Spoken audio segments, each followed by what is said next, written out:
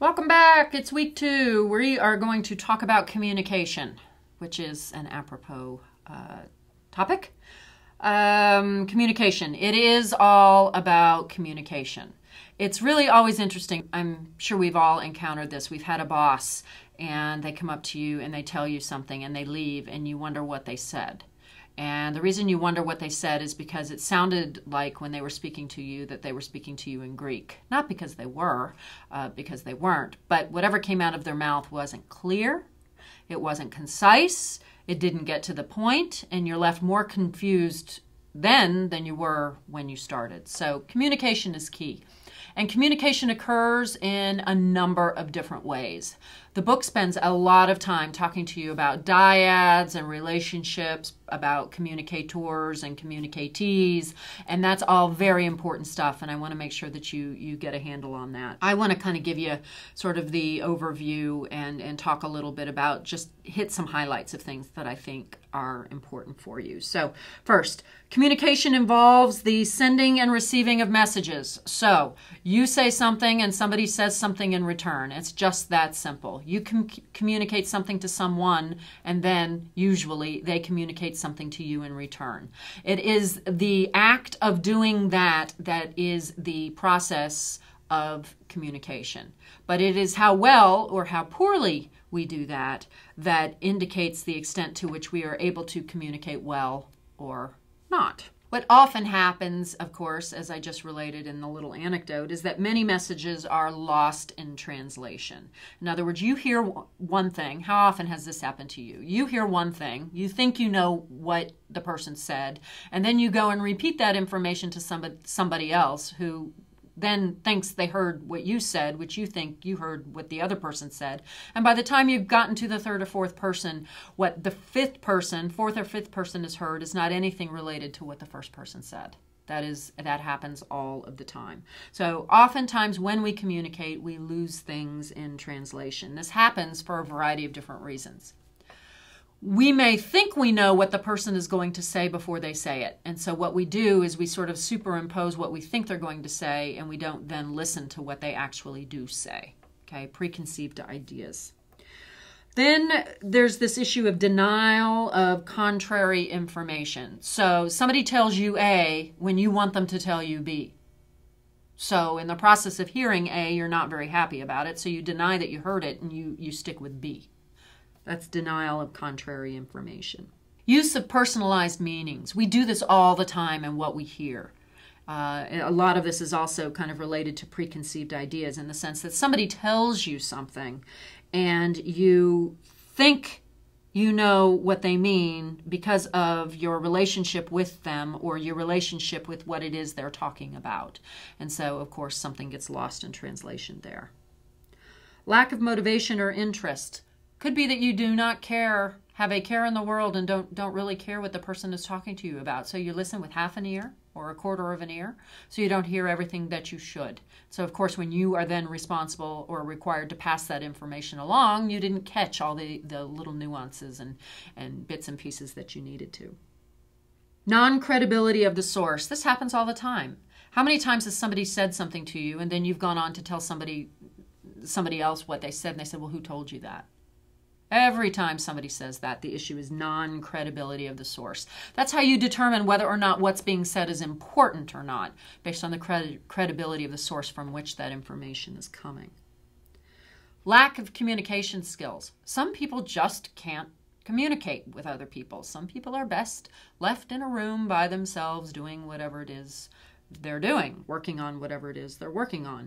But by and large, all of us are forced on a daily basis to communicate with other people. And in doing so, we have to learn how to do it effectively. And that's really what a lot of this chapter talks about.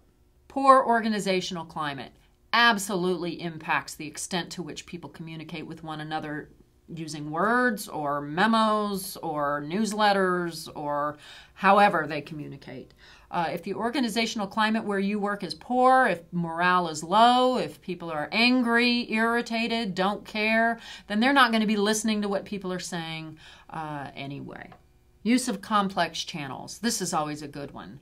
When A talks to B, who talks to C, who is really supposed to talk to D.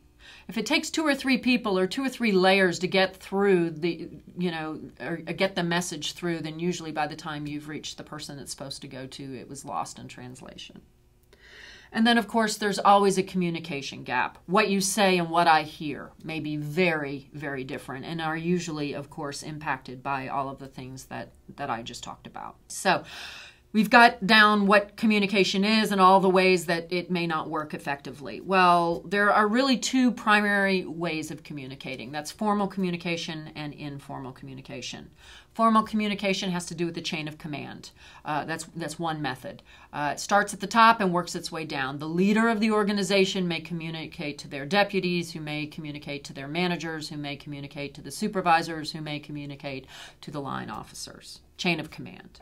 Memos. Great way to communicate, especially with email, right? You type up what it is you want to say, you press send all, and it goes to everybody in the organization, and poof. Look, I've communicated. But have I really? I've sent out information that was important for everybody to know, but have I laid the groundwork for people understanding what it is I've just sent out via email? And usually the answer to that is no, and I'm sure some of you, if not most of you, are chuckling because if you work in a police department or some other criminal justice organization, you've experienced that on more than one occasion. In fact, I used to know a lot of people when I was a senior administrator who would look and see, oh, look, it's an email from Dr. Schlager. I think I'm going to delete that because this is a send all. And it happened all the time. I know it. So you want to be careful when you are in positions of senior management to just press the send all button, expect that solves the problem. In fact, what it usually does is make it much more complex and complicated, as people generally have questions about what it is you've written about, and if you don't take the time, if you haven't taken the time to do the groundwork and explain what it is you mean, then it is really unlikely or unfeasible for people to expect that they are going to understand what to do about what it is you've said. And of course, we have meetings. We all meet. How many of you meet? Most of you meet. And you meet, and what happens? How many of you complain when you leave a meeting that nothing got done? Most of you, I'm sure. I've done that many times in my professional career as well.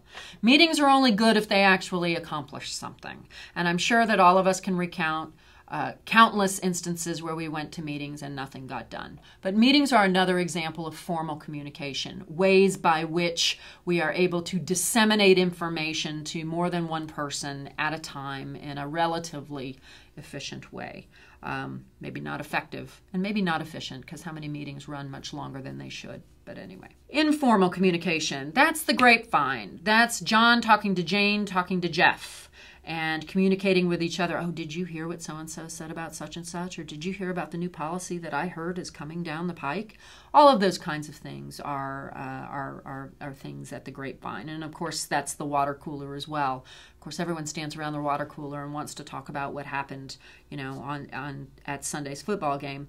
Those informal methods of communication, though, are in some ways, and in many instances, they may not be more effective, but they certainly are good at disseminating, usually wrong, information very, very quickly. And of course, I have down here exchange theory, and I'm gonna hold off on going into that in any great detail. But you should understand what that is and how it relates to the reflection of communication between people, whether it be verbal or written. Let's talk a second about motivation of personnel. This particular slide includes all of the different theories that are related to motivation of personnel. Again, not going to spend a whole lot of time going through each one of these, but what is important is that you go through each one of these and you understand how each one in its own right brings something to the table when it is applied to motivation of personnel.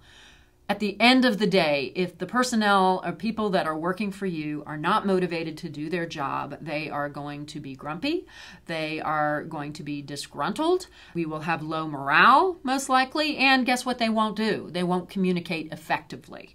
So it's all tied together. So if you can, from these theories, needs theory, theory X, theory Y, etc., if you can figure out what theory best applies to, say, the organization you work for, whether or not it's criminal justice related or not, and how you think another theory might apply better, or if it were implemented might apply better. That's an excellent exercise for understanding and getting a handle on how to motivate or what is required to motivate personnel. Finally, the chapter on motivation of personnel talks a little bit about quality circle programs and management by objective in an integrated model.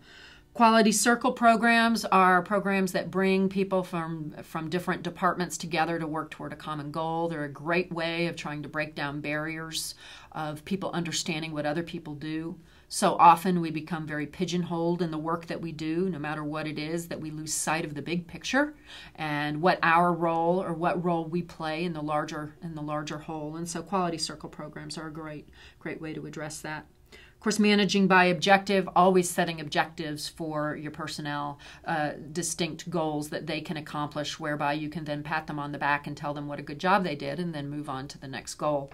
Those are all things that are extremely important. The integrated model emphasizes personal motives and values. It uses incentives and rewards. It doesn't use punishments. We should all know by now that punishment in and of itself does not work, and that people are really, truly only motivated to do good work if there is some incentive. And it doesn't have to be money. In fact, most of the time it has nothing to do with money and everything to do with being that pat on the back and being told you did a good job and understanding that you are a valued member of the team. Of course, there needs to be specific and clear goals, sufficient resources, always a problem, and then, of course, a process that supports those goals.